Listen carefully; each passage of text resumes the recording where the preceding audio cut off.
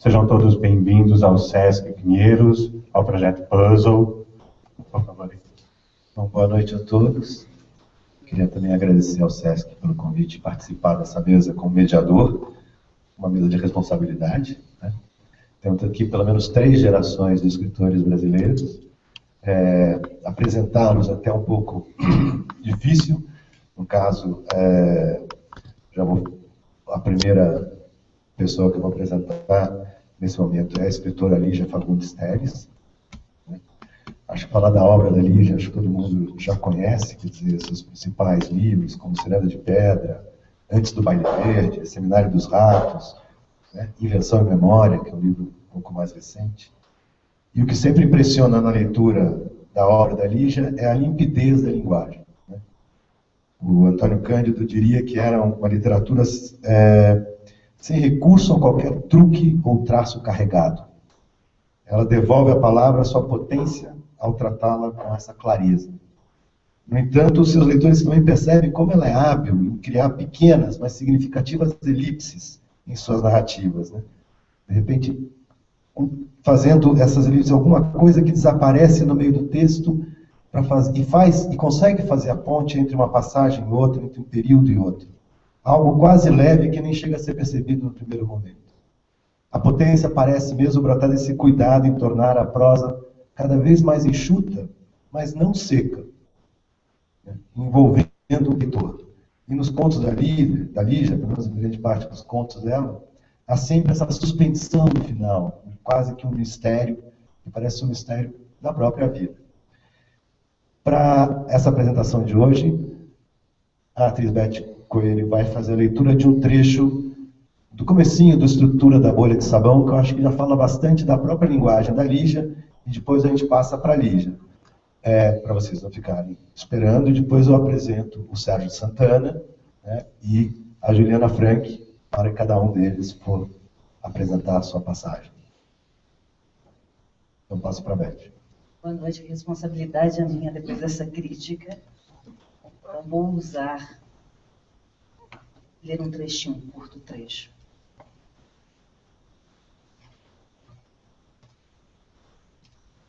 Era o que ele estudava. A estrutura, quer dizer, a estrutura. Ele repetia e abria a mão branquíssima ao esboçar o gesto redondo. Eu ficava olhando o seu gesto impreciso, porque uma bolha de sabão é mesmo imprecisa, nem sólida, nem líquida, nem realidade, nem sonho. Película e oco. A estrutura da bolha de sabão, compreende? Não compreendi. Não tinha importância. Importante era o quintal de minha meninice, com seus verdes canudos de mamoeiro, quando cortava os mais tenros, que sopravam as bolas maiores, mais perfeitas, uma de cada vez. Amor calculado. Porque na afobação, o sopro desencadeava o processo, e um delírio de cachos escorriam pelo canudo e vinham rebentar na minha boca, a espuma descendo pelo queixo, molhando o peito. Então eu jogava longe canudo e caneca. Para recomeçar no dia seguinte, sim, as bolhas de sabão. Mas e a estrutura? A estrutura, ele insistia. E seu gesto delgado de envolvimento e fuga parecia tocar, mas guardava distância. Cuidado, cuidadinho. Ou a paciência, a paixão. Bom, agora eu vou passar para...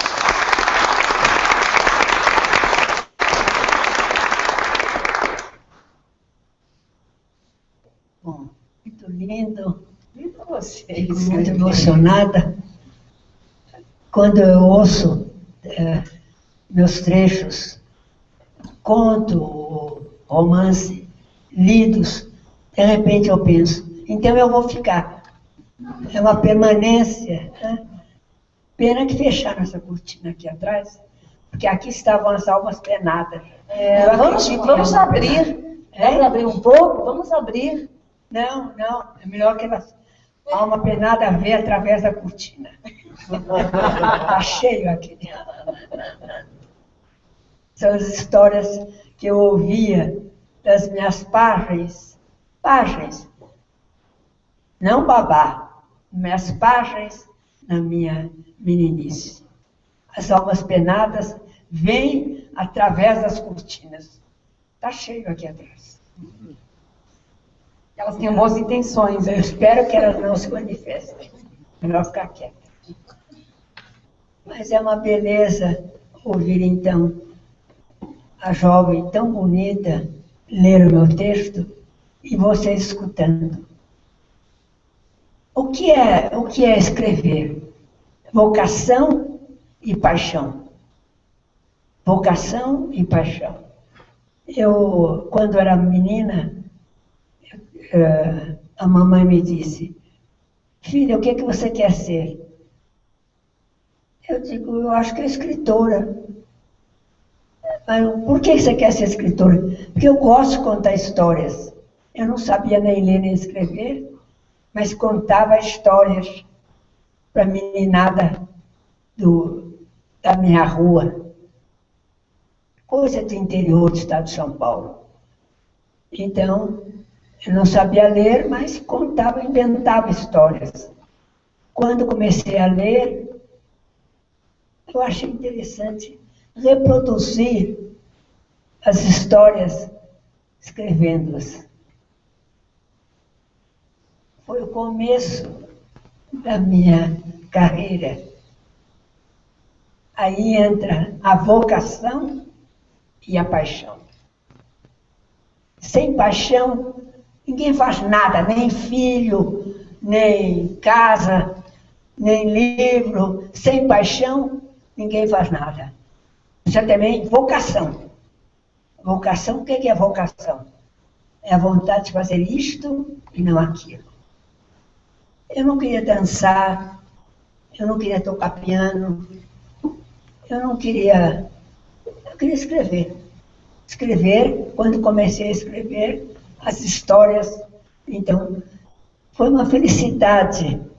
Eu não queria, como a minha tia perguntou, Zazita, o nome da mamãe, o que sua filha vai estudar? A minha filha vai entrar para a Faculdade de Direito do Largo de São Francisco.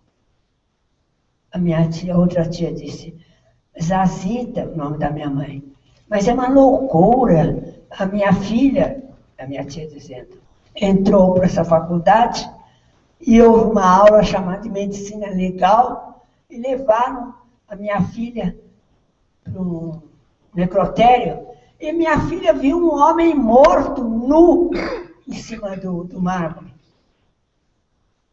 Coisa horrorosa. Ela nunca mais quis voltar para a escola. Um homem nu, morto, medicina legal, em cima do mármore. E a mamãe disse, mas um homem morto era tão horrível assim? Um homem morto, um homem não é medonho. Não tem problema nenhum, deixa ela fazer direito. Fiz direito, Faculdade de Direito lá em São Francisco. Eu tive uma juventude muito difícil, muito difícil. Meu pai era jogador, também formado na Faculdade de Direito do Lar São Francisco. Meu pai era jogador, roleta. Ele dizia, hoje nós perdemos, mas amanhã a gente ganha. Esse amanhã não chegava nunca. Então eu tive uma infância e uma juventude muito difícil. Jovenzinha, mocinha.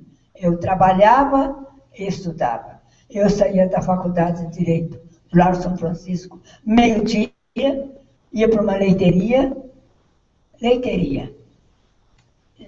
coalhada, sanduíche, depois eu ia trabalhar, porque eu era pobre, tinha que trabalhar. Então, eu ia para a leiteria, saía da leiteria e correndo trabalhar num troço lá que a mamãe arranjou o trabalho para mim. Era negócio do governo. Saía às 7 horas da noite, Ia para casa morta de fome, tomava um lanche. E aí nesse tempo, eu tinha um namorado que me esperava na casa da minha mãe. Íamos para o cinema e eu, exausta, dormia. Meu namorado disse para a mamãe: Zacita, eu não vou mais namorar sua filha. Eu vou no cinema com sua filha, ela cai no sono. É que eu estava exausta. Que queria pegar na minha mão. Foi muito duro, foi uma juventude muito dura, mas foi muito bonito, porque existe uma coisa que é a paixão, a vocação e a paixão.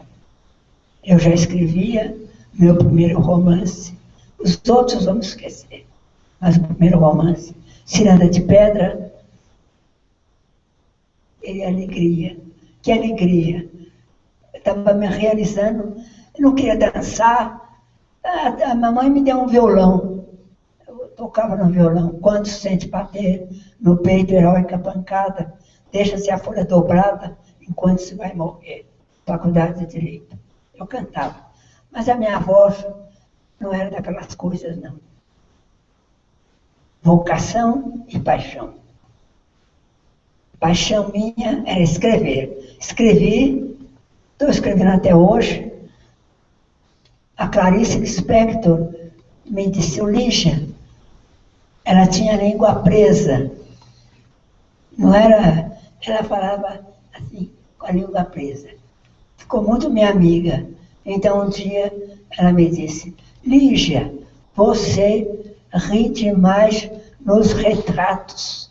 Retratos. Você não pode rir tanto. Uma escritora precisa ser séria. Você ri muito. Não ria nos retratos. Olha para mim, que eu não rio nunca. Então, viajei com a Clarice para o México certa vez, no avião, nuvens, conspiração das nuvens, as nuvens pretas, o avião, Aí ela sentou do meu lado e disse: você está com medo? Eu disse: muito. Ela disse: Clarice, não tenha medo, Lígia. A cartomante disse que eu vou morrer na cama. Aí fiquei calma.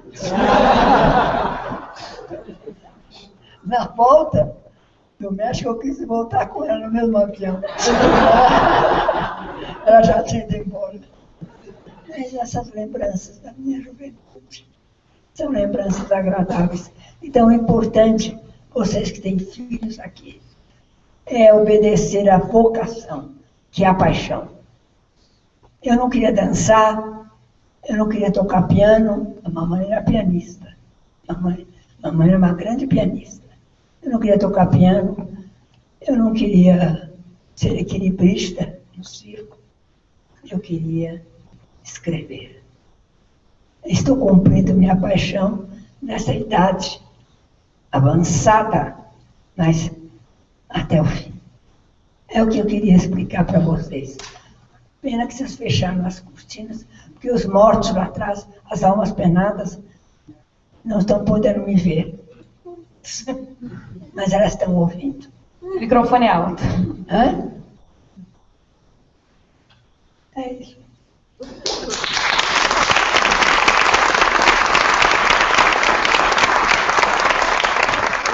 De amigas, vocês gostam dessa escritora? Estão aí vocês.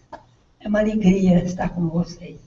Que é uma forma de sentir que meu trabalho, é tão antigo, é de uma forma de sentir que meu trabalho está funcionando e eu estou, então, colhendo os frutos. São vocês. Vocês são meus frutos. Os frutos do meu trabalho.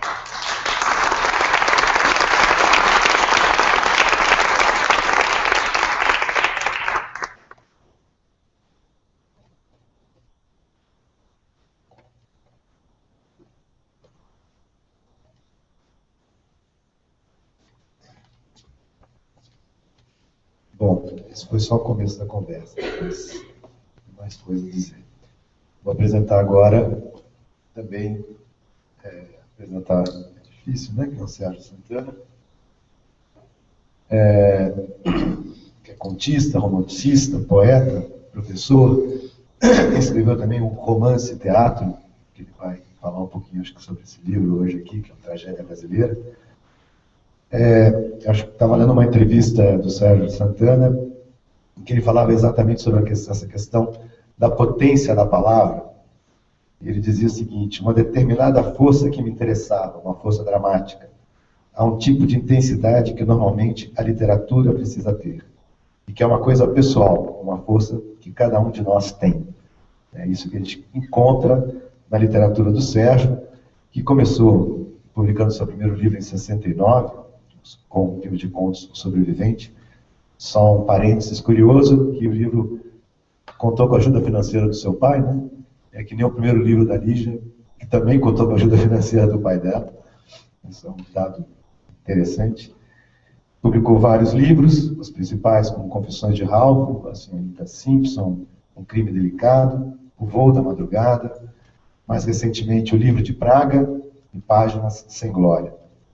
Segundo o crítico Ítalo Morricone, a força da ficção do Sérgio Santana esteve desde o início em sua firme opção por um tipo de narrativa vertiginosa, apoiada na tematização da experiência urbana e na renovação do lugar do coloquial em nossa língua literária.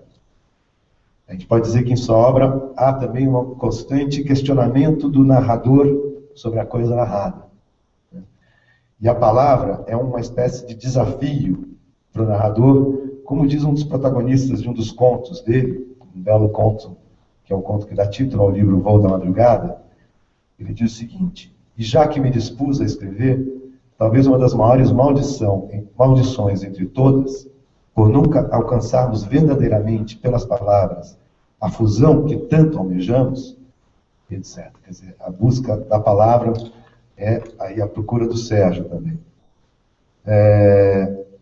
Essa palavra também que aparece pulsando em outro conto desse livro, que é o Conto Obscuro, que eu também queria que ele comentasse, se possível, já que a gente está falando sobre a palavra, que é um conto em que o Sérgio buscou uma melodia, né? E tem um conto abstrato, desculpa, ele buscou uma melodia, né? Um som, sem se preocupar muito com o sentido, mas percebendo que havia um grande sentido naquilo tudo. Então, eu queria passar para você a palavra, Sérgio. Bom, está dando para me ouvir? Tá? Eu estava preparado para a Tragédia Brasileira, você falou no Voo da Madrugada, né? A Beth está. Vamos.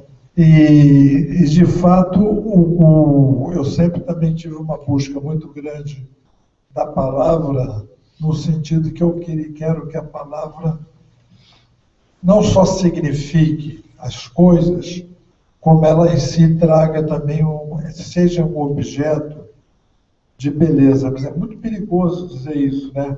Porque não é de forma alguma beletrismo. É fazer da palavra algo que as pessoas, ao lerem ou ouvirem, elas sintam algo, né? E esse conto abstrato foi uma busca incessante que eu tive de escrever um conto que não tinha propriamente um enredo, um conto que fosse melodia pura. Eu sempre namorei a melodia que existe na palavra, né? Até que um dia eu escrevi um conto abstrato. Mas eu sou tão radical agora desse conto abstrato que eu ainda acho que ainda não cheguei lá. Um dia ainda vou chegar para escrever um conto abstrato que ele não tenha sentido algum. Porque esse conto abstrato que existe no Voo da Madrugada, esse conto abstrato ele acaba tendo um sentido que, sem querer, eu fui dando um sentido. Eu fiquei muito feliz de ter escrito esse conto, né? Agora, O Voo da Madrugada é um livro que o leitor, meu leitor, os leitores em geral, mais gostaram. É porque, depois eu refleti no porquê, é porque eu acho que foi o livro em que eu fui mais verdadeiro. Quer dizer, a verdade tem que vir, né? Mas tem que vir bem escrita, é claro, né? ela tem que vir, porque não adianta você tentar escrever uma verdade e essa verdade ela se perder, né? E no Conto Obscuro foi uma época turbulenta na minha vida emocional, e eu consegui colocar isso no papel. Então, no Voo da Madrugada, eu creio, e os leitores e críticos me deram razão, que eu consegui realmente falar aquilo que todos nós temos, né? Porque não existe esse negócio de eu sentir alguma coisa que você, outro, não possa sentir, ou vice-versa, né? Um escritor, quer dizer, eu leio um escritor que quando ele me diz alguma coisa é porque ele sabe também que ele se entregando ao ofício, ele vai atingir alguém. Não é escrever deliberadamente para agradar o leitor. Isso de forma alguma. Você escreve para agradar a si mesmo, né? Para ficar satisfeito de ter conseguido aquela... Porque é uma vocação. É a vocação. E você também fica... todos nós sabemos, né? A Lígia sabe muito bem, que para a gente chegar naquilo que a gente quer dizer, isso não vem tão fácil, não vem fácil mesmo. Inclusive, às vezes, a leitura pode ser fácil e ter significado um trabalho, um labor imenso da parte do escritor, né? Então, nesse livro, O Voo da Madrugada, eu acho que eu atingi isso. Tem um conto abstrato, tem um conto obscuro, tem vários contos que mexem com esse tipo de relação com a palavra, né? Embora eu, sinceramente, fiz minha cabeça aqui para falar da tragédia brasileira, que é o livro meu que eu mais gosto, que eu mais amo como livro. E não é o livro que eu leio, é um livro pouco lido. Ele é bem editado, tem uma bela edição da Companhia das Letras, e, no entanto, é um livro pouco lido. E outros livros, às vezes, que eu prezo menos, o leitor gosta mais. Mas também alguém disse outro dia, eu vi alguém dizendo que o leitor tem sempre razão. Quer dizer, lê o que quer ler, é claro, né? Mas eu gostaria muito, e eu lembro muito que a tragédia brasileira, eu tinha fui casado com meu sobrinho, uma moça que ela era de família bastante humilde, ela de muito pouca leitura. Ela leu a tragédia brasileira e veio falar para mim que era o meu melhor livro. Aí minha irmã ficou toda falando, não liga porque ela diz. Não, eu falei, não, ligo sim, porque realmente eu tinha conseguido com a tragédia brasileira atingir uma pessoa que não seria propriamente aquela pessoa, não era de forma nenhuma um literato. No entanto, quer dizer, então aquilo foi talvez a leitura que mais me deu satisfação com a tragédia. Mas eu vou deixar para falar do livro depois que a Beth lê o trecho, né? Passo a palavra para a Beth. Da tragédia, né? Da tragédia.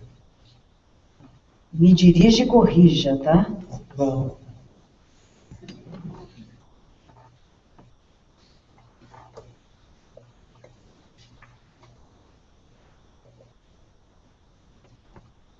É o terceiro ato, né, Sérgio? É. Faz parte do terceiro ato, cena 1, rubricas. Restaurante de beira de estrada na Belém, Brasília. Moscas, cheiro de mijo, Lindomar Castilho na radiola fanhosa. 3 mesas ocupadas. Numa delas, sozinha, uma bicha interiorana. Noutra, também sozinha, uma puta adolescente. Na terceira mesa, conversam um malandro de província e um motorista. O motorista decadente é agora chofer de caminhão. Foi no cemitério do Caju o enterro?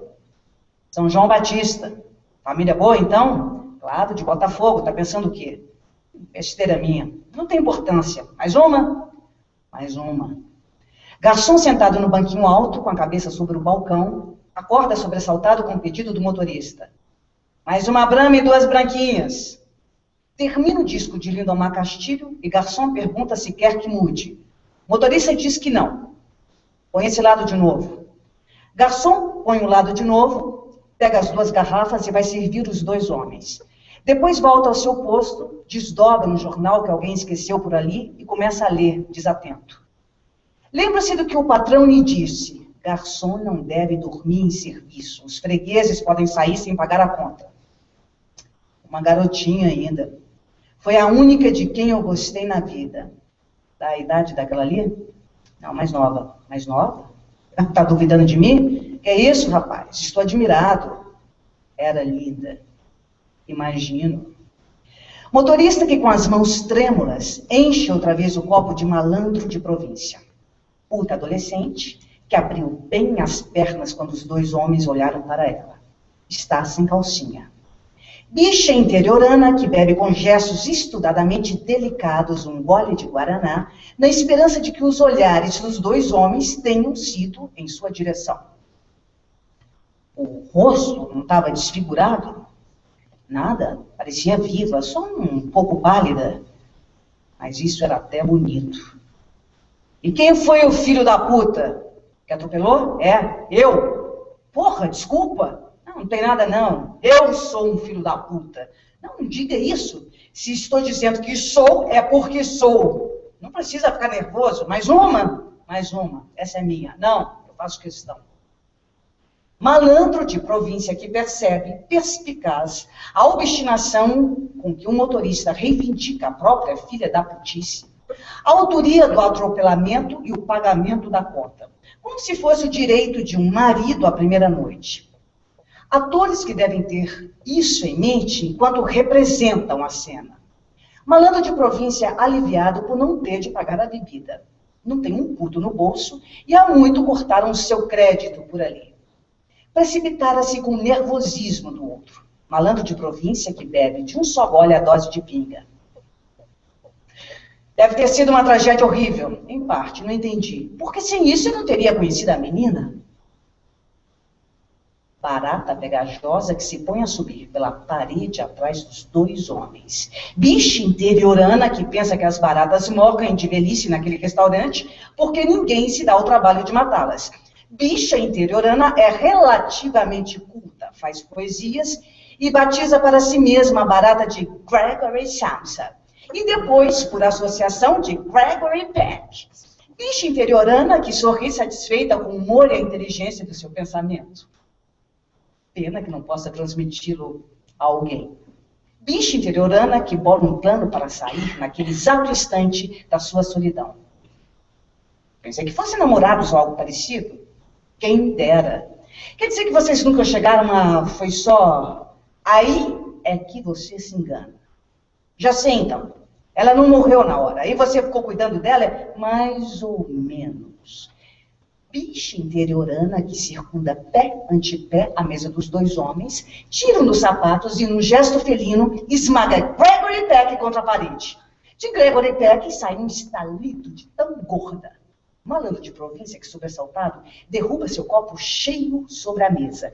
Bicha interiorana que se preparava para dizer sua frase de efeito. Se não fosse eu, as baratas daqui morriam de velhice. É antecipada por uma outra frase de malandro de província, só que muito grosseira. Viu o que você fez, seu viado? Bicha interiorana que corre para o banheiro com o sapato na mão, sem tempo de ouvir a fala do motorista, que teria achado extremamente gentil. Deixa ele para lá. A gente pede mais uma. Tem razão, essa já estava meio quente. Garçom, mais uma, bem gelada. E 2 branquinhas. Posso pedir um pastel? À vontade. Garçom, uns pastéis de queijo. Não gosta de carne? Sei lá, tem sempre uns gatos pretos rondando por aqui. Malandro de província que ri da própria piada, que motorista não saca, absorto em suas recordações. Malandro de província que adquire mais confiança com álcool e o mal sabe o que contra ele tramam no cubículo fétido e mijado. Bicha interiorana que se cera na privada com os olhos cheios de lágrimas.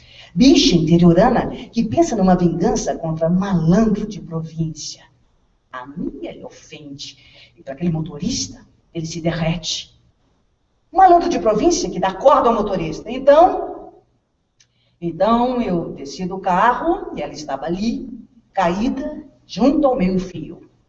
Era hora do crepúsculo, eu já lhe disse? Não, não disse? Pois é, mas era. As cigarras começavam a cantar justamente naquele momento. Estranho. Reparou a coincidência? Coincidência. As cigarras também estão cantando agora, sim, estão como naquela tarde. E a menina caída também estava assim, como aquela ali, vestido levantado até acima das coxas. E por baixo do vestido, adivinhou? Por baixo do vestidinho também não havia nada. E você viu tudo? Claro, não tinha jeito de não ver. Eram só uns 4 ou 5 cabelinhos e... Puta que o pariu, eram lobos. Puxa. Puta adolescente que percebe satisfeita que agora, sem nenhuma dúvida, os homens olham diretamente para sua xoxota. Motorista e malandro de província que tem simultaneamente uma ereção. Bicha interiorana que acabou de escrever a canivete na porta da privada, a sua vingança. Floresvaldo é viado. Malandro de província que se chama Floresvaldo. Bicha interiorana que acha que toda bicha tem de possuir o canivete. Canivete que agora suca na madeira o início de uma outra frase. Estou a fim de... Garçom que traz num prato 10 pastéis de queijo engordurados. Gregory Peck, que ainda move 2 perninhas e uma antena sem que ninguém se compadeça de sua agonia, e lhe deu pisão de misericórdia. Puta adolescente que, ao ver os pastéis, se encaminha decididamente para a mesa dos homens. Bicha interiorana que prossegue em sua frase. Estou a fim de um cacete de motorista e malandro de província que comem pastéis. Puta adolescente que também pega um pastel e o morde avidamente, só que de pé, com a xoxota por baixo do tênue vestidinho oferecido para a mesa. Motorista que a enlaça pela cintura, fazendo erguer-se um pouco mais o vestidinho. Malandro de província que se excita de boca cheia. E sangue? Não havia sangue? Isso é que foi estranho, rapaz. Antes de o carro pegar a menina, havia sangue nela. Depois, quando eu disse, cheguei perto, não havia mais. Examinou bem? Sim, como se fosse médico. Tentou o coração? Claro, pus a mão ali do lado esquerdo e como não sentia o coração, tive que abrir alguns botões do vestidinho e colei meu ouvido ali nos peitinhos dela. Precisava vir. Que pena, rapaz. Eles mal tinham nascido, era apenas uma pontinha, mas lá de dentro não vinha palpitação alguma, nem uma leve arfada. Uma leve o quê? Arfada. Estava morta, provavelmente, mas eu não queria acreditar. Até a respiração boca a boca eu tentei. Dentro. Até que percebi que os lábios dela, com um restinho de sorriso, esfriavam. Motorista que inconscientemente desabotoara a blusa de puta adolescente e agora fazendo nela os gestos que descrevia. Malandro de província que conscientemente desabotoara a braguilha. Garçom que inconscientemente deixara-se ficar ali, imobilizado, de boca aberta, ouvindo a narrativa em forma de diálogo. Espírito de falecido psicanalista austríaco que fluidamente baixava em garçom que mediunicamente sabe que motorista revive um trauma e poderá ficar curado de sua broxice. Puta adolescente que, distraída, pega mais um pastel e, conscientemente, por dever de ofício, afaga o pau do motorista. Malandro de província que, conscientemente, tira o pau para fora, por baixo da toalha da mesa, esperançoso de uma suruba. Motorista que, ao descrever a respiração boca a boca, beijar a puta adolescente, recua apressados os lábios ao sentir na virgem um gosto de pastel. Garçom que criteriosamente conclui que aquele gosto prosaico poderá prejudicar de forma irremediável o processo terapêutico. Bicha interiorana que, esperançosa de que o motorista venha logo mijar, relê a sua frase. Estou a fim de um cacete de chofer de caminhão. Puta adolescente que, feminina intuitivamente, senta no colo do motorista e descansa no ombro dele sua cabecinha oca de olhos cerrados. Famoso psicanalista austro-judaico, que na pele de garçom reacende uma tênue e cética esperança de que o processo terapêutico prossiga em seu curso como o sinuoso rio da vida. Motorista que, desligando-se do presente, transporta-se ao momento em que Jacira estava caída no asfalto e ele a pegara no colo. Puta adolescente, que espreguiçando-se felina e languidamente, deixa o vestido se erga devagarinho, como uma carta de baralho chorada num jogo de pôquer. Primeiro se rala os fios de pentelinhos que se deixam entrever, conduzindo o motorista e malandro de província à beira de uma ejaculação precoce. Garçom, psicanalista, que segundo rigorosos princípios éticos profissionais não se envolve emocionalmente, não tem uma ereção. Bicha interiorana que sai do banheiro de olhos baixos, acometida de sentimento de culpa. Para aplacar tal sentimento, dá o pisão de misericórdia em Gregory Peck. Bicha interiorana que se sente caridosa e começa a cantar. La cucaracha, la cucaracha. Motorista que febrilmente punha a mão espalmada na xoxota de puta adolescente. Malandro de província que não aguentando mais, sai com o pau na mão pro banheiro a fim de terminar sua punheta. Bicha interiorana que depois de cruzar a meio caminho do banheiro com o malandro de província, depara com uma cena chocante que lhe parte o coração. Um motorista com a mão espalmada sobre a xoxota de puta adolescente. Motorista que, nesse caso, nesse exato momento, brocha fulminantemente ao sentir que os penteiros de puta adolescente são uma vasta e negra cabeleira. Psicanalista austríaco que, direto do além, efetua uma interessante descoberta. Que o medo à castração é algo assim como um rodamoinho cavernoso e gosmento, ameaçando tragar um homem. Pena que o imbecil do garçom seja semi-analfabeto e não possa fazer essa anotação para a posteridade. Bicha interiorana que se sente aliviadíssima ao ver motorista afastar puta adolescente com um safanão para a cadeira vaga de malandro de província e depois esconder o rosto entre os braços sobre a mesa. Pô, não adianta. Foi só ela que eu amei. Besouros chifrudos que, ao cair da noite, começam a remeter contra os vidros da janela, como uma chuva de meteoritos. Bicha interiorana que puxa uma cadeira para o lado do motorista, afaga-lhe os cabelos e pergunta com voz doce e gentil: que foi? Ela te abandonou? Não, morreu para sempre, morreu. Era tua mulher? Não, uma virgem. Sabe o que acontece quando as virgenzinhas morrem? Não, o quê? Se transformam em estrelas. Verdade? Sim. E sabe qual pode ser a estrela da tua virgem? Não, qual? Mira. Na constelação da baleia. E sabe o que significa mira? Maravilhosa. Mariposas que esvoaçam loucamente ao redor da grande lâmpada do restaurante, como se ela fosse uma estrela. Garçom que liberta traumaticamente do espírito de austríaco psicanalista boceja. Tem mais algumas pagininhas. Devo continuar? É uma pergunta. Tem mais 3 páginas. Sérgio, sim? Sim, vai 3 páginas. Sim? Não, sim, então vou continuar. Vocês que mandam.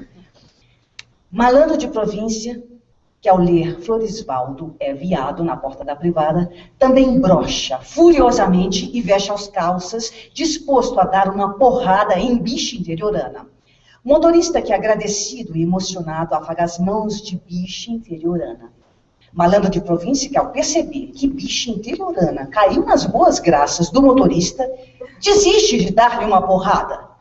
Para gastar sua agressividade, dá um bico no cadáver de Gregory Peck, que vai parar longe, já imune a qualquer dor, mas para desesperos de formiguinhas que já lhe corroíam a carcaça, sendo que umas 5 ou 6 ficam mutiladas e rodopiam sobre si mesmas em unidades vivas de dor ainda mais ínfimas do que Gregory Peck, quando agonizante. Motorista que se dirige ao banheiro para mijar e lavar o rosto das lágrimas. Bicha interiorana que se sente esperançosa de que motorista leia o seu grafite. Malandro de província que, aproveitando a ausência de motorista, ordena ao garçom mais uma brama e 2 branquinhas a serem pagas pelo ausente. Garçom que, a tomar ele próprio uma dose de pinga, é possuído mediunicamente pelo espírito do insigne astrônomo judaico-soviético. E, esquecido de servir os fregueses, sobe em uma mesa para pronunciar uma pequena palestra. Motorista que, ao sair do banheiro depois de espumante mijada, sem aperceber-se do grafite amoroso de bicha interiorana, estaca embasbacado para assistir interessadíssimo à mini-conferência do astrônomo garçom. No princípio do século XX, foi descoberta uma certa espécie de estrela variável, ou seja, estrelas que variam periodicamente de brilho. A variável mais digna de nota é Beta, na constelação de Perseu. Os gregos descreviam Beta de Perseu como localizada na cabeça de Medusa, empunhada por Perseu. Medusa era um demônio com cabelos de cobras vivas e chiantes, e com uma face tão terrível que, se alguém a visse, se transformava em pedra. Beta de Perseu era às vezes chamada de estrela-demônio por causa disso, sinal de que havia alguma coisa estranha com ela. Já o nome árabe para a mesma estrela é Algol, o fantasma, algo também arrepiante. Mas, na verdade, a variação de luz dessas estrelas se deve ao fato de elas serem periodicamente eclipsadas por alguma outra estrela obscura que gira ao seu redor. Já Mira, na constelação da Baleia, é uma variável intrínseca, ou cefeida. Isso porque ela é realmente variável, ora se tornando mais obscura, ora se tornando mais brilhante. Seus períodos de brilho máximo se verificam em intervalos de 11 meses. Em sua fase mais obscura, fica invisível a olho nu. E em sua fase mais brilhante, pode alcançar magnitude 2, ou seja, mais de 10 vezes a luminosidade do nosso Sol. Recebeu o nome de Mira, maravilhosa, por causa disso. Astrônomo judaico-soviético garçom, que lança um olhar escrutador ao redor. Motorista que, próximo ao banheiro, levanta o dedo e pergunta ao conferencista se pode fazer uma pergunta. Conferencista que, democrático, diz que sim, como não? Motorista que, com os cabelinhos do braço arrepiados, pergunta se Mira pode ser também um fantasma, como Beta de Perseu. Conferencista que diz que sim, talvez. Ao que acrescenta com um sorriso de sábio. Mas por que não o fantasma de um anjo? Motorista que prorrompe em aplausos entusiásticos, no que é seguido por toda a plateia. Garçom que, perturbado pela ovação, vê-se abandonado pelo fugaz espírito do astrônomo soviético judeu. Malandro de província que, aliviado com o fim daquela arenga, bate desabusado com a faca na garrafa vazia, ordenando mais bebida ao garçom.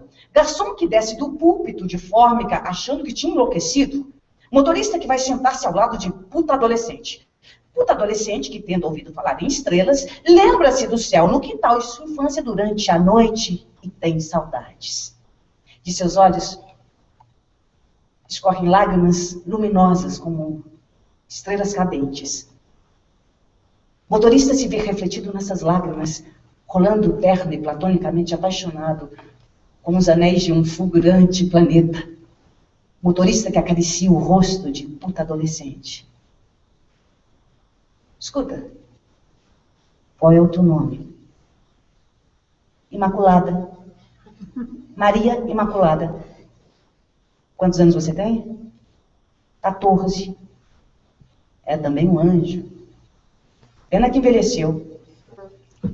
Garçom, que devolvido a sua modesta condição, enche os copos de todos, menos o de bicha interiorana, que abstêmia de álcool.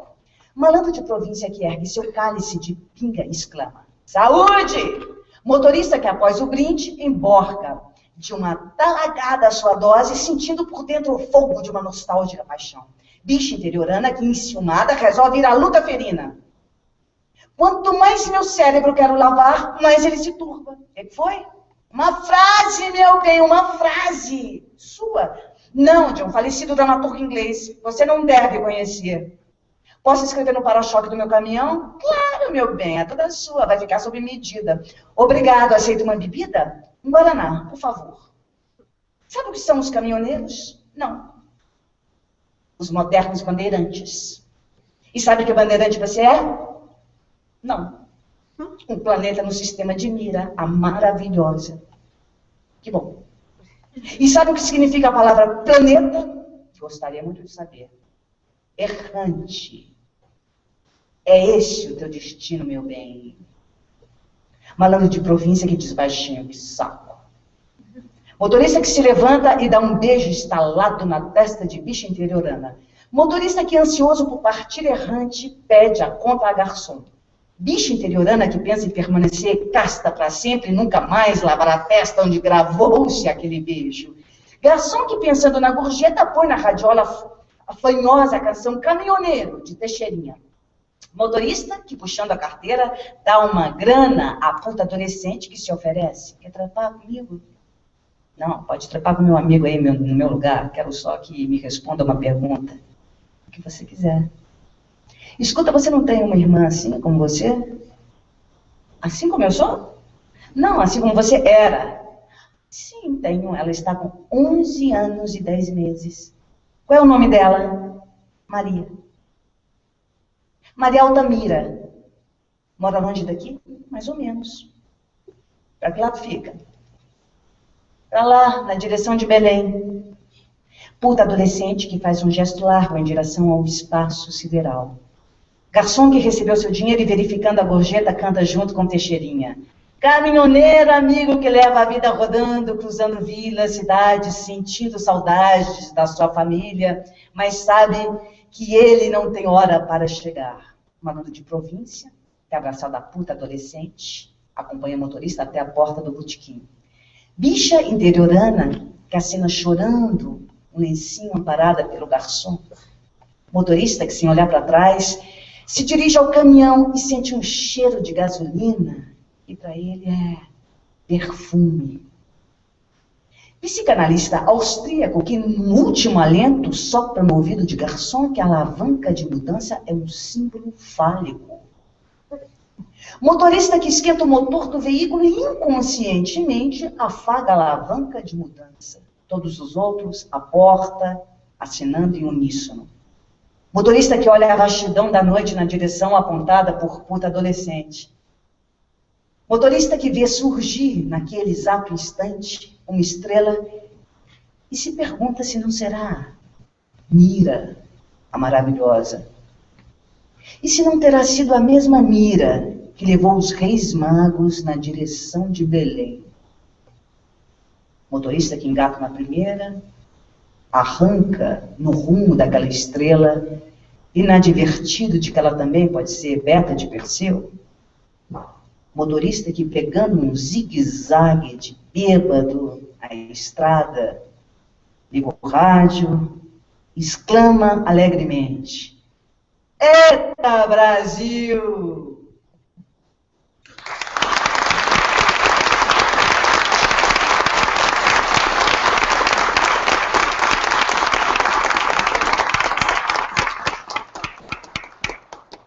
Quer falar agora, Sérgio? Olha, depois do que a Beth leu aí, eu preferia até falar pouquíssimo, né? Que isso, a tragédia brasileira, na verdade, é um atropelamento em Botafogo, uma rua de bairro em Botafogo, bairro onde eu fui criado, no Rio de Janeiro, e que uma menina de 12 anos é atropelada, mas é atropelada de um modo tão misterioso que ela não se fere, e o motorista que a atropelou fica perdidamente apaixonado por ela. E a tragédia brasileira vai se repetindo esse fato, desse atropelamento e outros fatos, e também fatos sobre a vida teatral, de maneira que a tragédia brasileira pretende ser, e eu acredito que é, uma metáfora do Brasil. E essa cena que ela leu já é no terceiro ato. É quando esses personagens, 20 anos depois da primeira tragédia, se encontram na estrada Belém-Brasília, e se dá esse texto. Rubricas, para quem não sabe, são aqueles textos no teatro que indicam a ação. Fulano de tal, por exemplo, fulano de tal irado diz isso. Então, esse texto é todo feito de rubricas. E eu agradeço muito a Beth, que eu acho que ela leu admiravelmente. Eu fiquei muito feliz disso. Eu só não tenho a dizer. Primeira vez aqui, né? Não ensaiamos.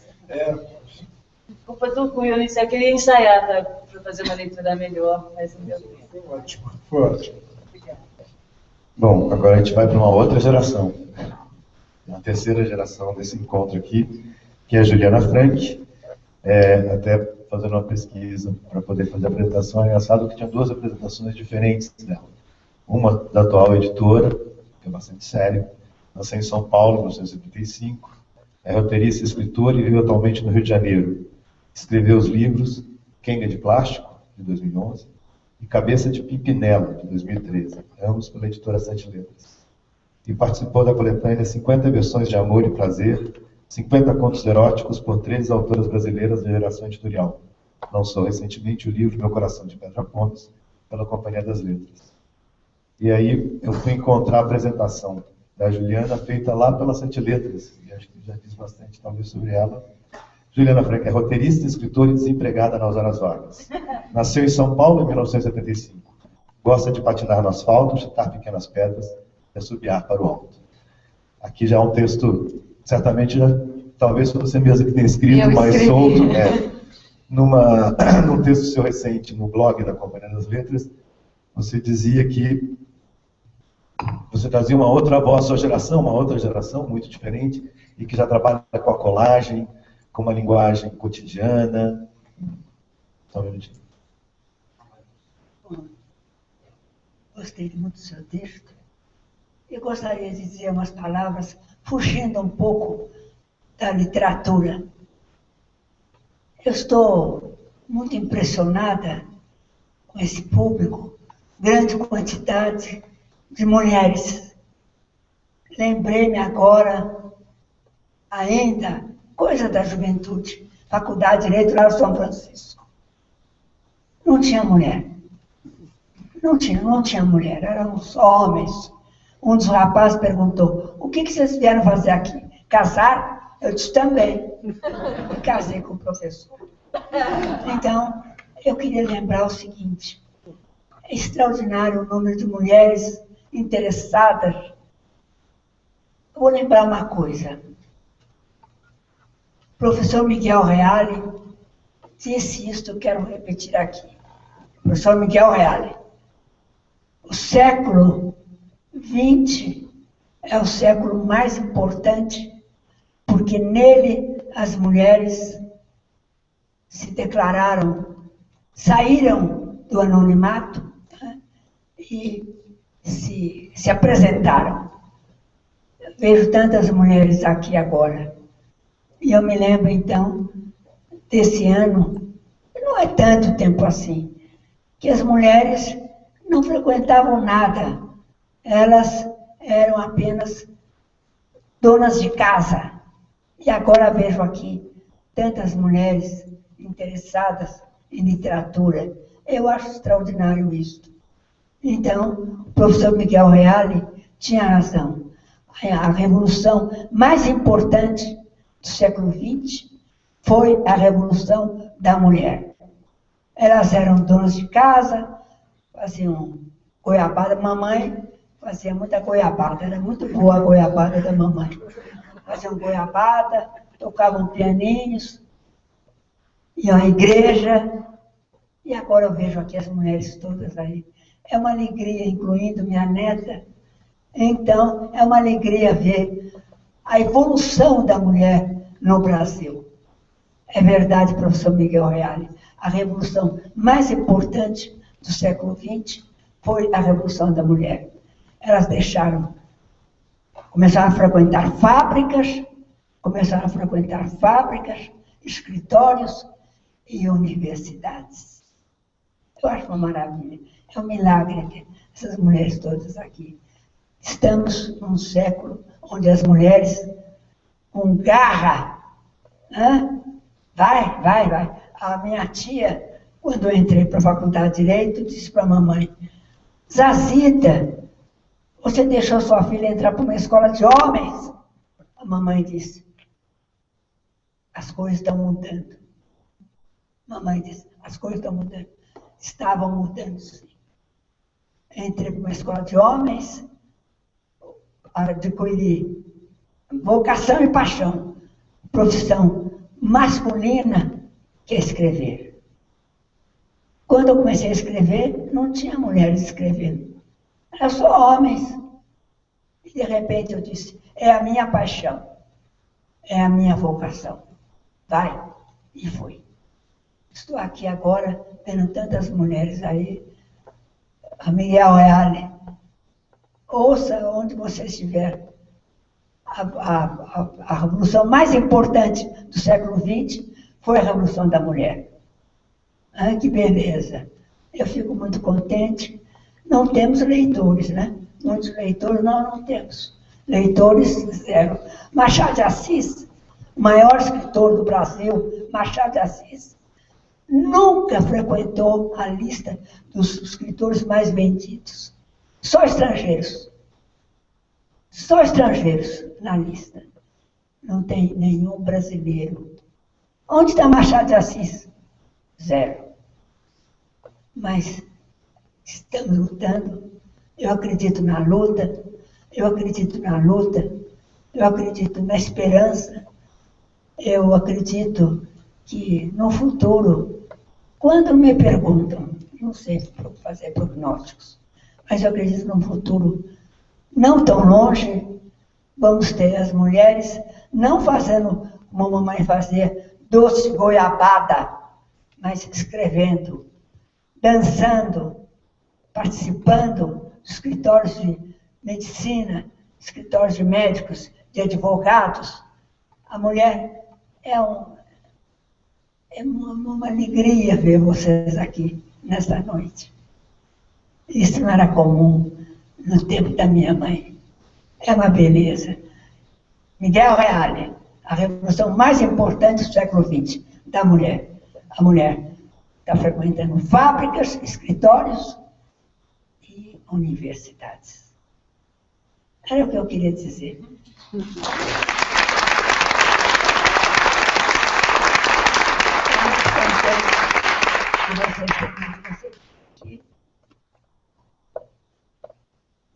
As almas penadas fecharam a cortina.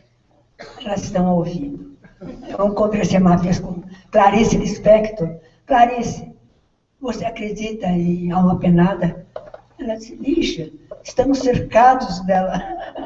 Claro, estamos cercados dela.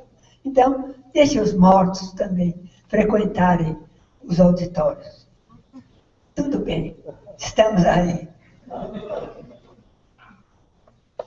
Bom, vou passar então agora para a Juliana, que é a outra representante feminina. Exato. E com uma linguagem já moderna, enfim, trabalhando com uma outra forma, com a colagem.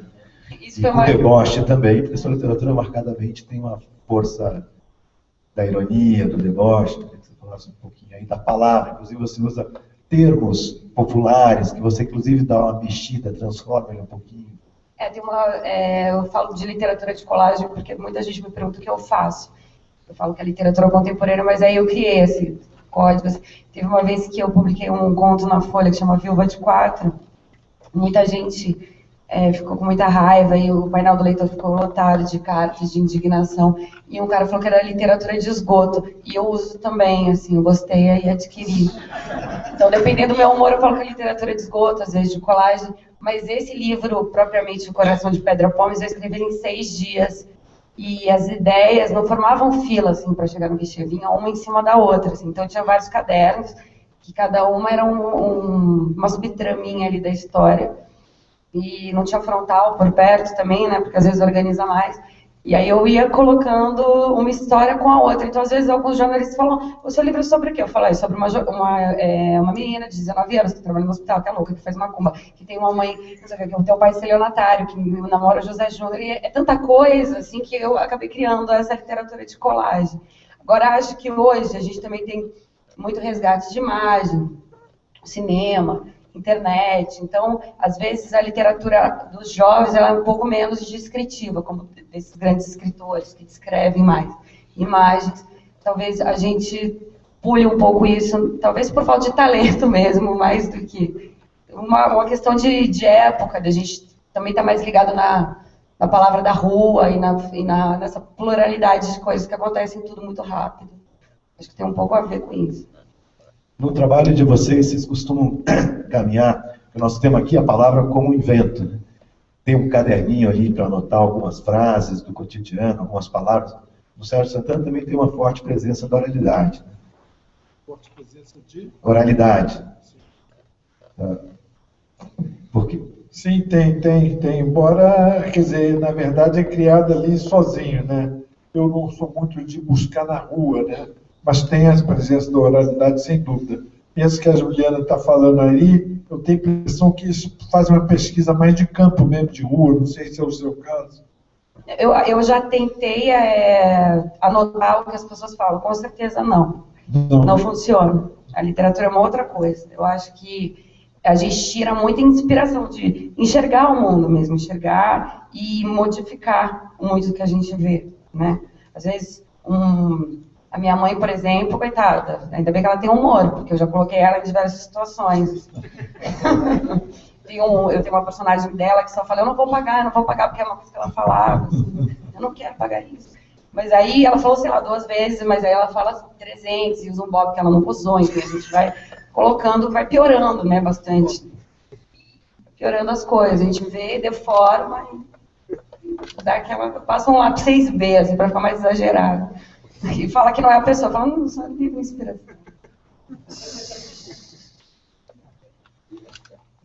No trato de vocês, né, com a linguagem, a pergunta vai pensando um pouco aí, talvez uma geração anterior, quando a gente lembra assim, autores como Guimarães Rosa, ou João Cabral de Melo Neto, neles teve aquela procura de tentar tirar a palavra do seu desgaste, porque o uso da palavra no cotidiano, e mesmo na literatura, vai fazendo com que ela fique desgastada, e o sentido dela também vai se perdendo. Então, alguns, eles acabaram buscando, cada um da sua maneira, uma maneira de revitalizar essa palavra. Eu queria que vocês pudessem falar sobre isso no trabalho de vocês, essa possibilidade de revitalizar essa palavra, que já chega um pouco desgastada, ou trabalhar, já no caso como a da Juliana, dessa palavra que já é o próprio esgoto, como disseram.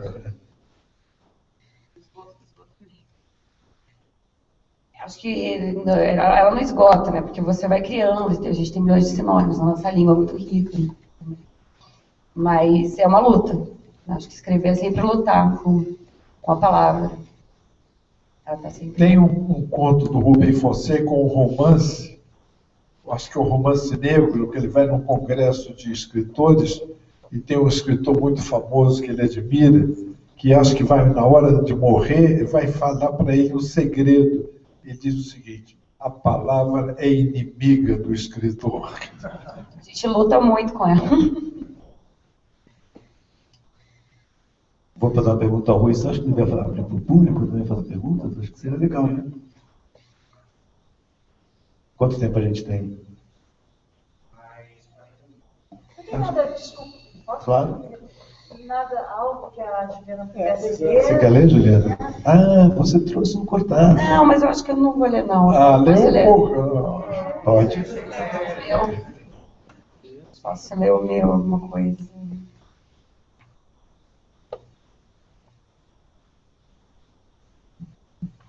Aqui tem a história toda enredadinha, vamos ver o que dá para eu...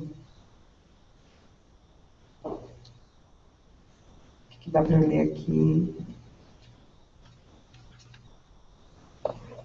Posso ler o começo do livro, né? Sempre uma boa começar pelo... Você não quer ler? Eu nem conheço, então eu acho melhor você mesmo. Mas eu acho melhor você sentar aqui para segurar o livro. Ó. Não, tudo bem, aqui, tranquilo. É parte da caralhação da vida ficar lutando contra a sujeira. Me pego limpando esse chão toda hora. Eu sou paga para lutar nessa batalha contra a imundície.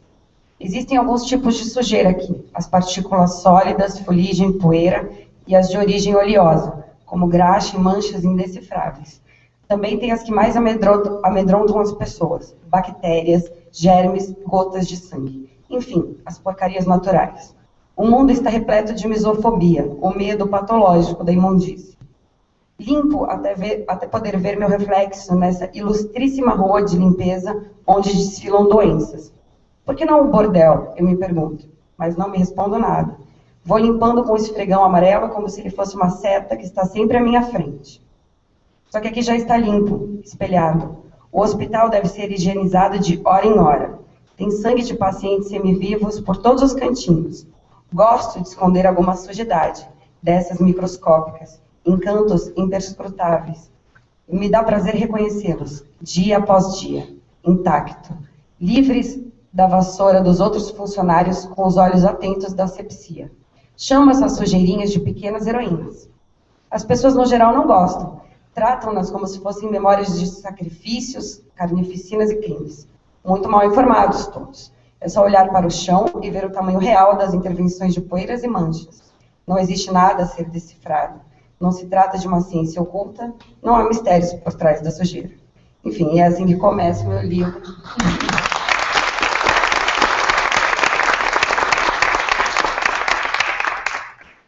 Eu queria fazer, então, a partir também daí uma outra pergunta, que é o seguinte: estava me lembrando agora de um conto do Machado de Assis, que a Lígia citou o Machado, e que tem um padre que vai escrever um discurso e ele empaca, em certo momento, diante de uma palavra que ele não encontra um adjetivo. E ele chama de Silvio procurando a Sílvia. Eles começam a se procurar dentro do texto para até tentar encontrar, e aí a frase ficar pronta. No trabalho de vocês, como se dá essa questão com a palavra? De estar escrevendo e de repente empacou, quer dizer, precisa encontrar uma palavra que seja exata para aquilo que vocês querem dizer e ela não aparece naquele momento.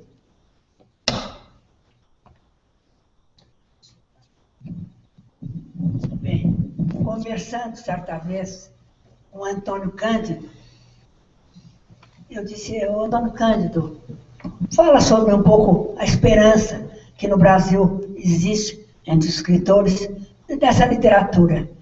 Ele disse: vai em frente. O importante é ter fé. É uma luta, é uma luta, mas vai em frente. Texto, disse Antônio Cândido, tem que ter 3 coisas, qualquer texto literário: a ideia, a personagem e o enredo. A ideia, personagem e enredo. Se você, Lígia, disse Antônio Cândido, sem obedecer à ordem, de repente vem a personagem antes do enredo. De repente, eu tenho um conto que um gato, miau, miau, se lembra que foi, nos tempos romanos, um jovem bonito, um jovem completamente livre, homossexual. Eu conversei com o Cândido, eu disse: Cândido, o que eu faço com esse? Vai em frente, toca, vai em frente. Homossexual, ótimo. Põe um homossexual dizendo as lembranças de um gato Raul. Ponha o gato, taca o gato lá. A única coisa que o escritor tem, justamente, é o imaginário, agarra o imaginário e entra nas suas personagens. Eu entrei em várias. Algumas personagens minhas voltam mascaradas. Eu terminei meu romance Ensinando as Meninas.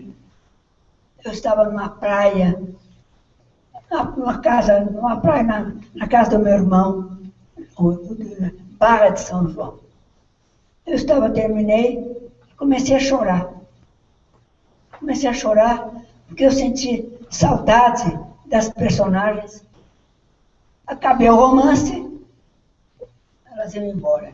E, de repente, uma personagem, que era loucona, bebia, sentou no meu colo e disse: eu estou aqui. Eu comecei a chorar. Você não pode, estou aqui, vai, me aproveita. E eu vou voltar outras vezes ainda. Bonito isso, né? Elas A percebem. personagem vem exigindo, como nós humanos, exigindo um espaço maior para viver. Então, essas coisas todas me ocorrem vendo vocês aqui, falando sobre os livros. Me ocorre isso. A personagem volta, às vezes, mascarada. Essa mulher sentou no meu colo. Eu estou aqui. Eu já encerrei o Oswaldo de Andrade, disse uma vez, conversando com ele, eu o conheci, ele disse uma vez, uma personagem minha me encheu tanto saco que eu joguei ela no mar. Pode jogar no mar. Mas eu não joguei nenhuma no mar. Elas voltam mascaradas, queremos viver como nós mesmos.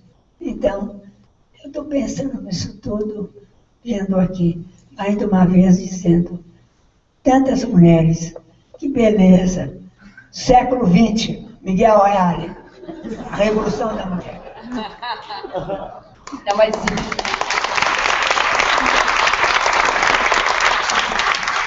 Isso que a Lígia falou acontece muito, porque o personagem, chega uma hora, o meu livro novo, a minha personagem tem um porco. E esse porco enche tanto o meu saco que um dia eu olhei pra minha mãe e minha mãe tinha um olho do porco já.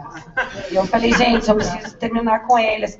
O meu primeiro livro é muito pequeno, porque a Leisla Ked me encheu tanto o meu saco que eu botei ela embaixo da linha de um trem, fiz uma frase assim, com efeito, e falei, acabou, vai embora.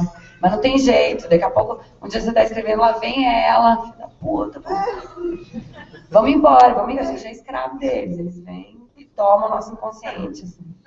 A gente confunde com o marido, né? O marido fica, voltou aquela.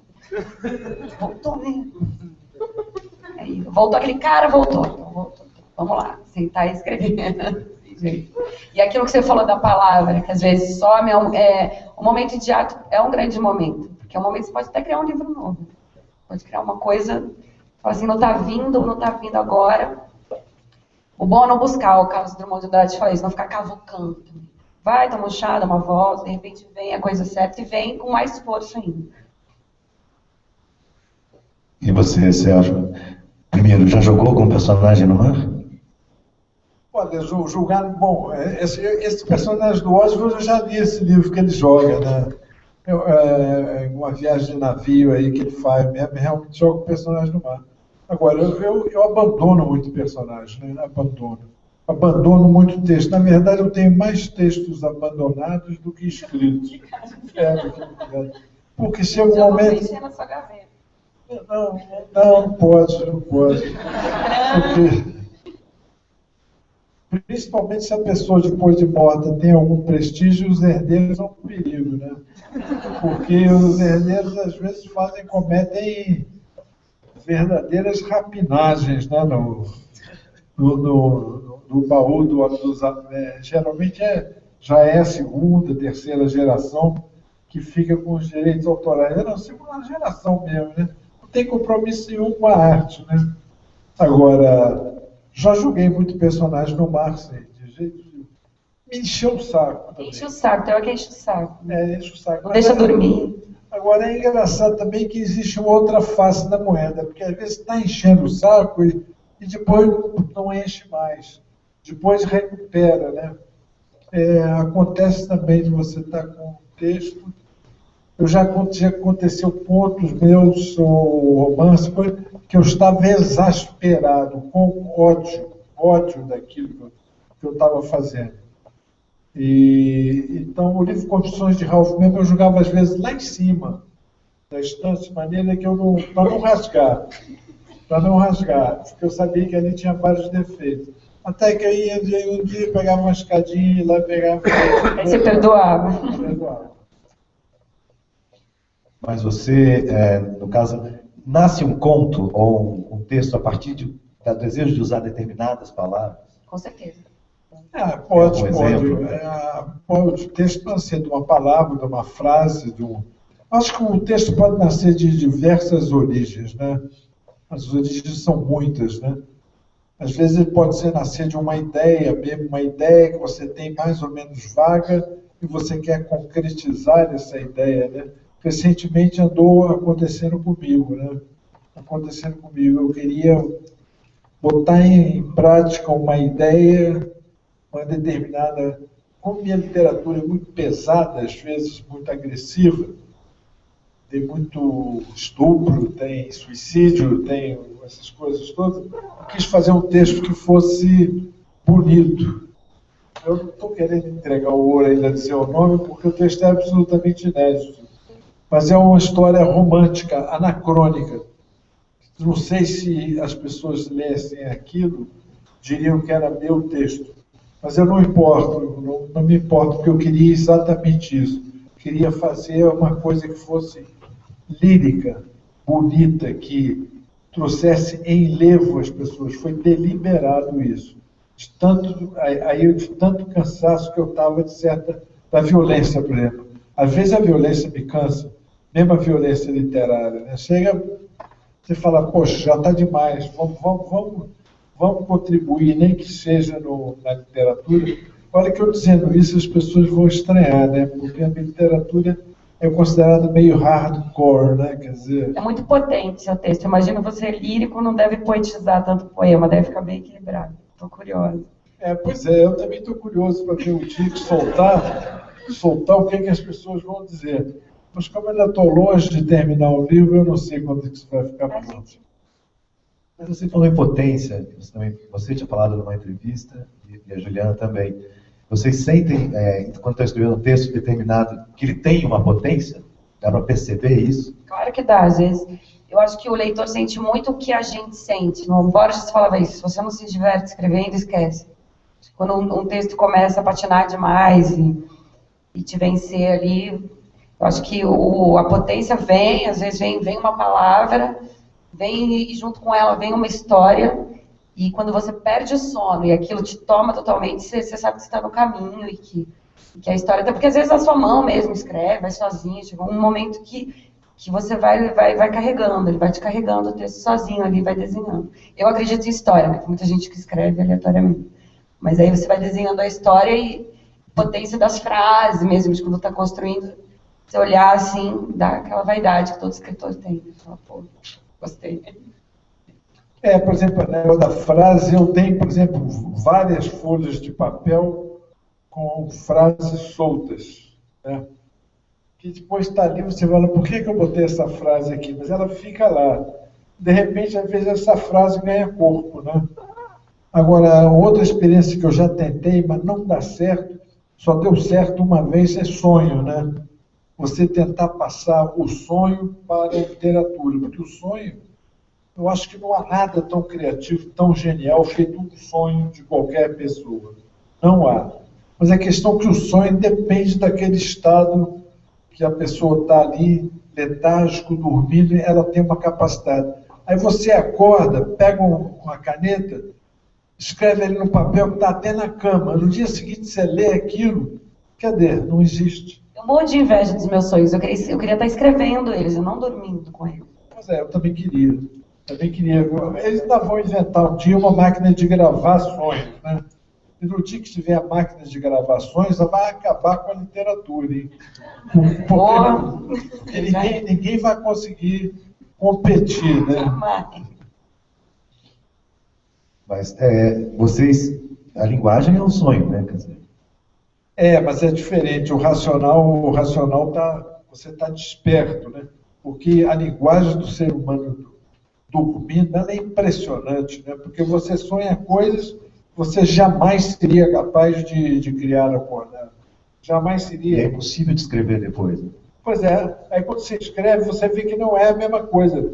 Porque para ter aquela força dramática, aquela força é preciso você estar a sua mente está naquele estado, né?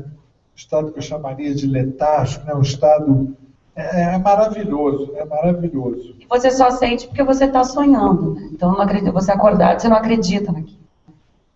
Não faz sentido. Escrever é difícil, mas não posso fazer uma pergunta, né? Mas o que vocês estão fazendo aqui? Deviam sair imediatamente e comprar nossos livros. Eu amo vocês devem dizer. O escritor brasileiro, ainda agora eu fui convidada para a Alemanha. Quebrei a perna. Essa perna aqui, outro dia entrei num táxi e eu disse para o chofer, eu vou com o senhor na frente, porque eu quebrei a perna. Oh, meu Deus! o meu médico disse, Dona Lígia, não diga, a senhora é uma grande escritora, não diga quebrei a perna, diga fraturei o fêmur. Eu falei um dia para um chofer isso, eu fraturei meu fêmur. Silêncio. Daqui a pouco ele disse assim, a senhora quer ver um pouquinho de televisão no painel? Ele ligou. Jogo, futebol. De que time a senhora é? Eu sou de São Paulo. Ele disse, eu posso dar um conselho para a senhora? Nunca mais diga para ninguém que é a senhora de São Paulo. A senhora diga, sou do Corinthians, porque senão a senhora apanha e ainda quebra a porta a perna. Então, nunca mais eu disse, nunca mais eu falei. Silêncio, silêncio na noite. Eu fico perguntando, há esperança para a literatura brasileira? Há esperança. Senão não estaríamos escrevendo ainda e não estaríamos aqui hoje. Há esperança, sim. Literatura brasileira. Há uma geração bastante forte. Hein? Uma geração de escritores jovens bastante forte mesmo, né?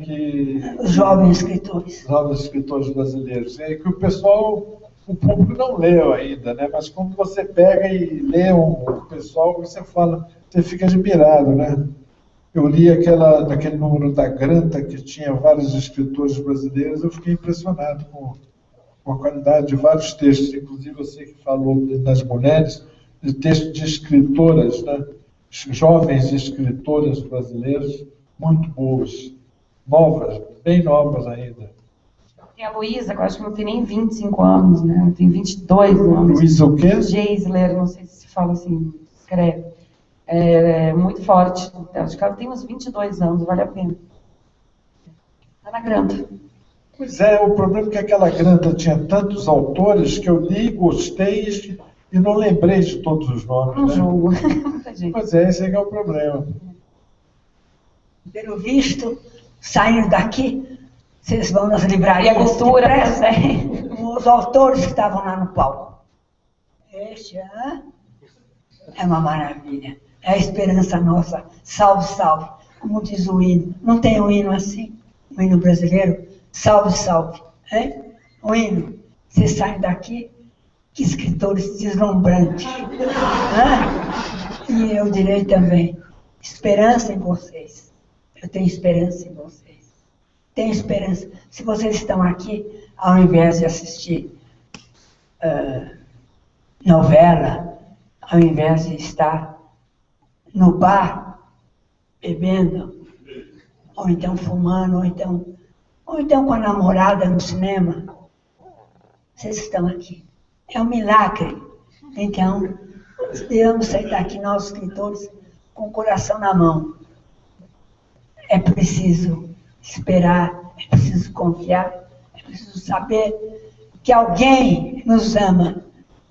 E um dia, então, quem sabe, daqui a 50 anos, 60 anos, 100 anos, estaremos nas primeiras listas dos escritores mais vendidos no Brasil. Nossos nomes. Pronto. A flama. Estaremos atrás aqui. A guerra. Presenciar.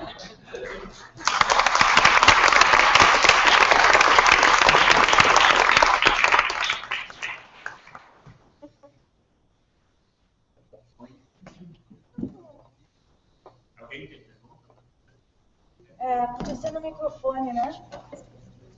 Vou fazer isso aí. Mas é que Aí você deixa de escutar melhor. Olá, tudo bem? Prazer, Vinícius. Oi, Vini. A escolha, né, das palavras, do ritmo, né, para cada obra, quando ela é traduzida para outro idioma, esse tradutor, torcendo que seja um bom tradutor, ele vai mudar alguma coisa, por exemplo, o ritmo e tudo mais. Queria saber como vocês lidam com isso, com essa sensação de que a sua obra está sendo alterada.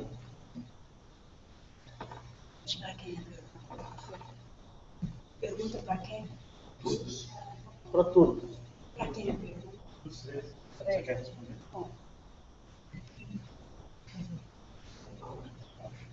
Tradução, você falou, né? Tradução. Olha, eu às vezes recebo cartas, o pessoal lá no Inferno Velho, dizendo, li seu livro. Que beleza, em que língua? Em inglês, francês, não interessa. Nós queremos transpor as barreiras. Temos, o brasileiro é loucão, tal, não sei o que e tal. Mas o brasileiro é muito imaginoso. Então, o Brasil, pátria amada, etc. Aqueles hinos que a gente cantava na juventude. Nós temos esperança.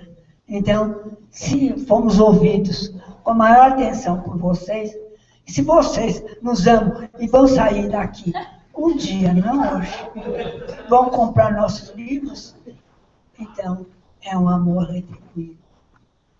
O escritor ama o seu leitor. Um dia eu estava numa universidade e o pessoal nem ligando para nada, uma moça falando com um namorado, o namorado marcando encontro, ninguém ligando para nada. E eu disse, o que eu estou fazendo aqui? Peguei.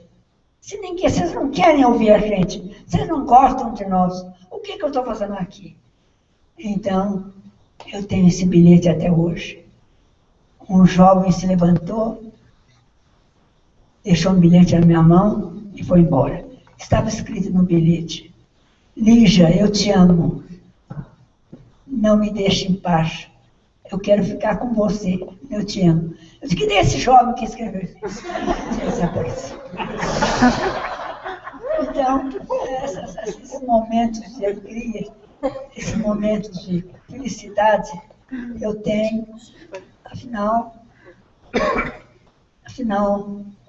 não estamos sós. Não estamos sós. Eu já disse que aqui atrás tem almas penadas nos escutando.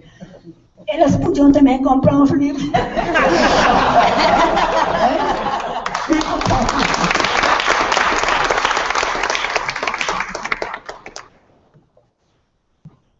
Boa noite. Eu queria fazer uma pergunta para a Lígia.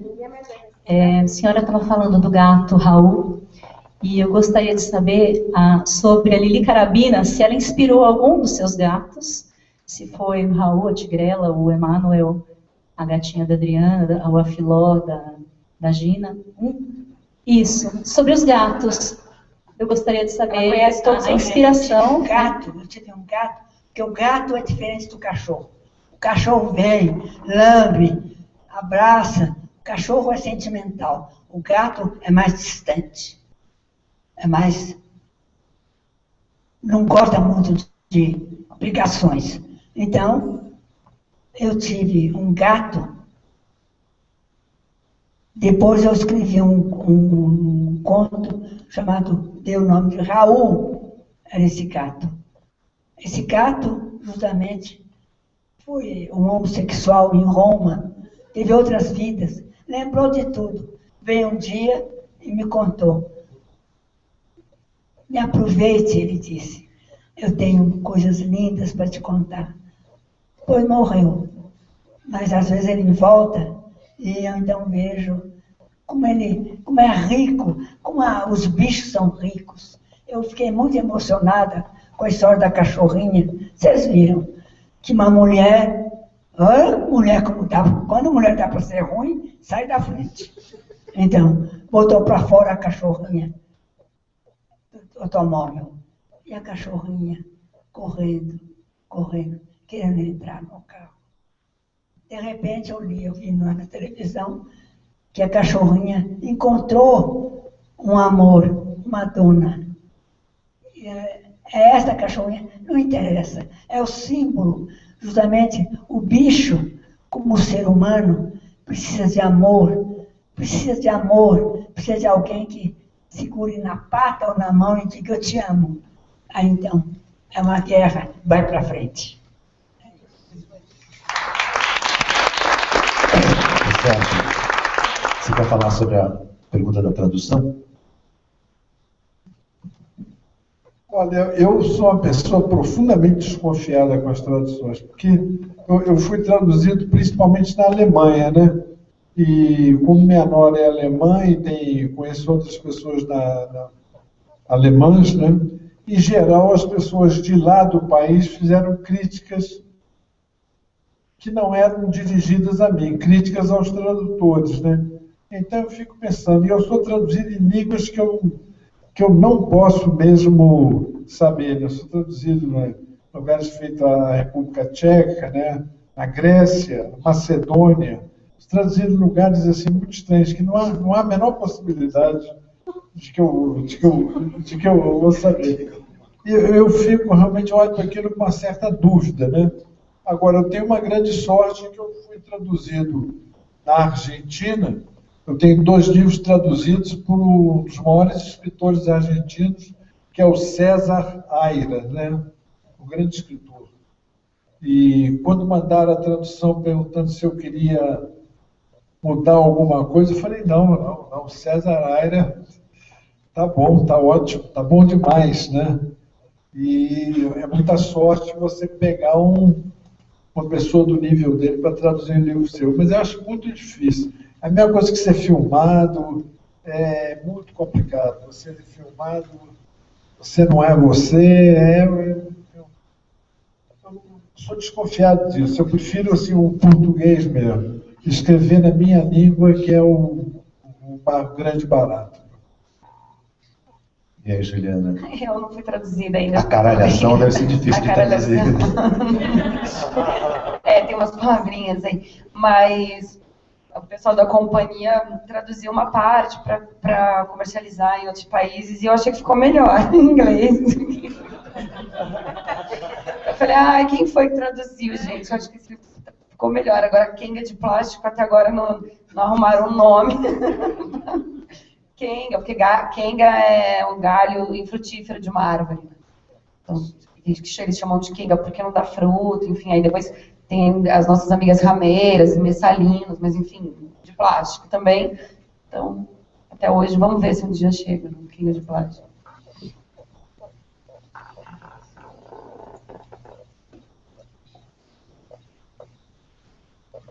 Bom, Lígia, eu vou fazer uma pergunta para a Lígia Mariel. Lígia, falando que a palavra existe um limite para a palavra, né, que ela não se conecta com o sonho, né?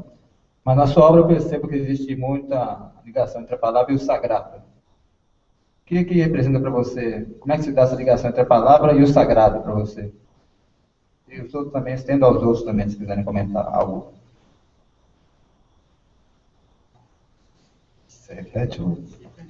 Ele perguntou se existe para você uma relação entre a palavra e o sagrado. Porque o som fica embolado aqui, gente. Bom, tenho paixão por Deus. Não sei se sou correspondida.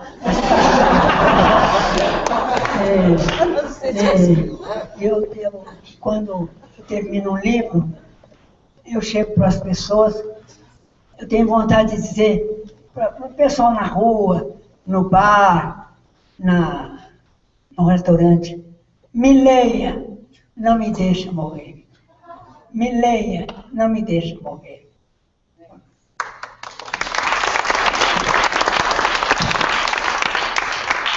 E vocês, sobre a relação de palavra e o sagrado? Eu costumo tirar uma onda com isso, assim. Eu leio muito a Bíblia, eu gosto muito, assim, às vezes fico meses só lendo a Bíblia. Tem o último conto que eu publiquei na Folha, é uma relação sexual, assim, da minha personagem com Deus e com o diabo, assim, ela fica trocando. Ela uma hora tá ali, trepando com Deus, depois ela tá não querendo desrespeitar nenhum deles, assim. Mas eu me divirto bastante.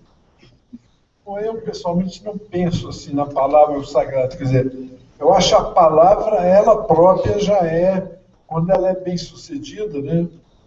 Ela já é uma... Ela tem uma outra coisa que eu não chamaria de sagrado, né? Eu chamaria, porque o sagrado está muito ligado às religiões, ela é uma palavra que de alguma forma, está um pouco viciada, né? Então, a palavra está aqui, e essa palavra está aqui no meu ouvido, não estou conseguindo traduzir. Mas eu lembro muito da Clarice Lispector, né? Aquilo que ela escreve, se chamar de relação com o sagrado, eu acho que pode empobrecer, porque é tão grande aquilo, que eu acho que é a palavra de Clarice mesmo, né? Então eu não usaria esse termo. Numa entrevista eu não usaria isso.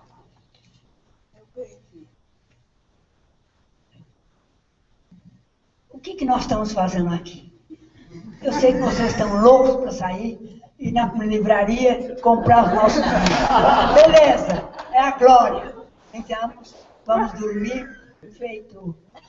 Aliás, o Manuel Bandeira tem um poema belíssimo. Vou-me embora para Pasárgada. Lá sou amigo do rei. Lá tenho o amor que eu quero na cama que escolherei. Vou-me embora para Pasárgada. Eu creio que saindo daqui, vamos para Pasárgada, nós todos. Vou-me embora para Pasárgada. Lá sou amigo do rei. E quando eu estiver triste, mas triste de não ter jeito, e quando de noite me der vontade de me matar, vou-me embora para Pasárgada. Lá sou amigo do rei. Vamos embora.